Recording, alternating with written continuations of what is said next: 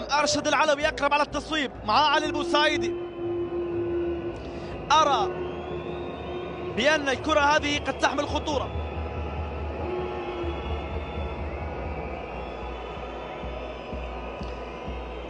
محمد العويس في مرماه يراقب، ربما أرشد العلوي هو أقرب على التنفيذ. أرشد العلوي وعلي البوسعيدي ومحمد العويس في المرمى.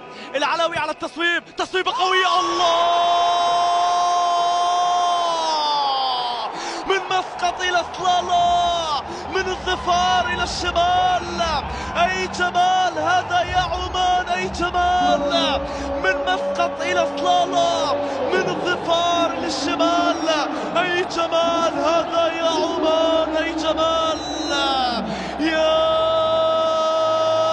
كيف أسكنها الشباك عمان!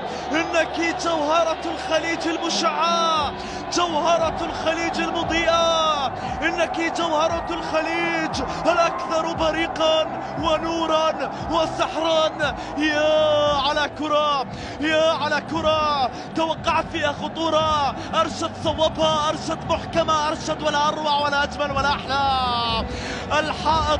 الحائط قفز والكرة من تحت أقدامهم أتت، من تحت أقدامهم أتت. في المرمى سكنت الشباك، في المرمى سكنت الشباك. غدارة كانت، غدارة في مرمى الحارس محمد العويس.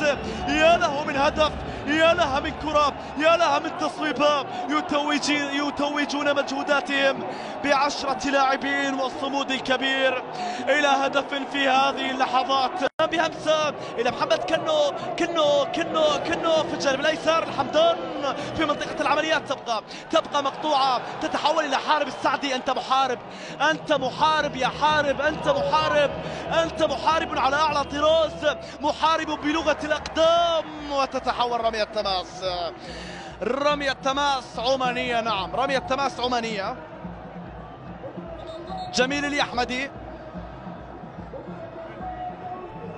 تلعب في منطقة العمليات، خطيرة خطيرة، هدف قاتل، هدف قاتل. نعم نعم نعم نعم نعم نعم. السلاطين تتسلطن، تتفنن، ومن الوصول للمرة الثانية تتمكن. عمان يا عمان، إنك جوهرة الخليج المشعة، جوهرة الخليج المضيئة، إنك جوهرة الخليج الأكثر بريقا وإشعاعا وسحرا وجمالا. يا على لقطة، أخذوهم على حين غرة، أخذوهم على حين غرة، ضربوهم بالثنائية، ضربوهم بالهدف الثاني. علي البوسعيدي، علي البوسعيدي، علي البوسعيدي. نعم، هو علي، هو علي، هو علي، هو علي، هو علي. قدم بطولة كبيرة، وها هو يتوج بطولته الكبيرة بهدف يضع تقريبا عمان في فينال خليجي 26. نعم نعم نعم، 2 عمان لا شيء السعودية. تبقى محاولة فيها تحضير. هنا السعودية، هنا القحطاني ما زال تصويبه. يا عيني يا الله!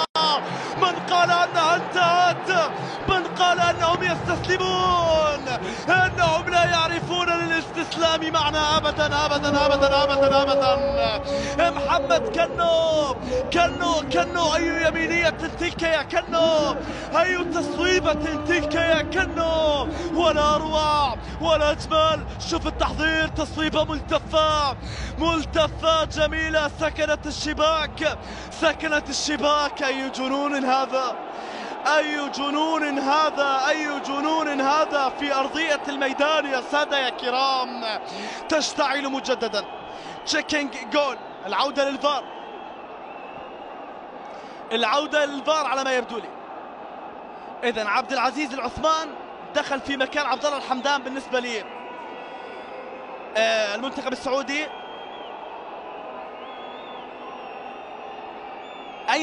أين الخلاف في صحة الهدف؟ هل هي خطأ أم تسلل أم ماذا؟ أم هنالك من يوجد لاعب يغطي على رؤية الحارس؟ باعتقادي سنرى، لكن هدف ساحر.